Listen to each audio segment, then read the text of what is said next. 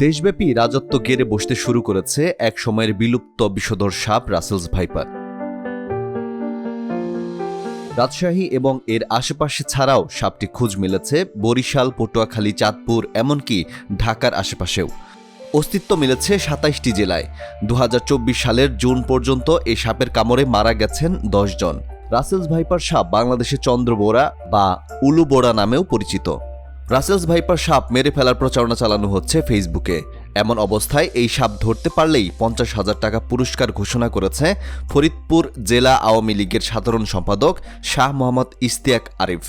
কিন্তু যে সাপ নিয়ে এত উদ্বেগ উৎকণ্ঠা, সেটির নামের আগে রাসেলস এলো কিভাবে? কেন এই সাপের নাম রাসেলস ভাইপার হলো? ১৭২৬ সালের ৬ই ফেব্রুয়ারি স্কটল্যান্ডের এডিনবার্গে জন্মগ্রহণ করা সার্জন এবং প্রকৃতিবিদ প্যাট্রিক রাসেলের নাম থেকেই এসেছে রাসেলস ভাইপার সাপের নাম। ১৭৮১ সালের পর প্যাট্রিক রাসেল ভারতে এসে এই অঞ্চলের প্রাকৃতিক ইতিহাস অধ্যয়ন শুরু করেন। সে সময় কর্ণাটক ইস্ট ইন্ডিয়া কোম্পানির কর্মকর্তা সাপের কামড়ের সমস্যা নিয়ে উদ্বিগ্ন হয়ে বিষধর সাপ শনাক্ত করার উপায় খুঁজতে প্যাট্রিক রাসেলকে নিয়োজিত করেন। তিনি কোবরার পরেই যে প্রাণঘাতী সাপটি শনাক্ত করেছিলেন সেটি হল কাতুকা রেকুলাপোদা। এটি বর্তমান সময়ের রাসেলস ভাইপার। এরপর ইংল্যান্ডে ফিরে সাপের উপর an account of Indian serpent collected on the coast of কোরোমন্ডেলের বই লিখেছেন। বইটির প্রথম খণ্ড ১৯৯৬ সালের ৪৪টি প্লেটে প্রকাশিত হয়েছিল।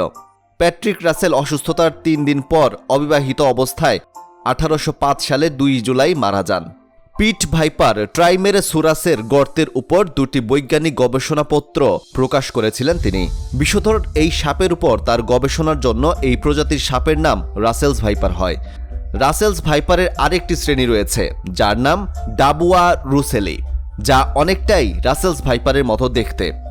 দেশের ২২ থেকে ২৪টির মতো জেলায় কিছু স্থানে রাসেলস ভাইপারের উপস্থিতি দেখা গেছে। আর অ্যান্টিভেনাম দিয়ে কাজ হয় না। ক্রমান্বয়ে ফুসফুস, কিডনি আক্রান্ত হয়।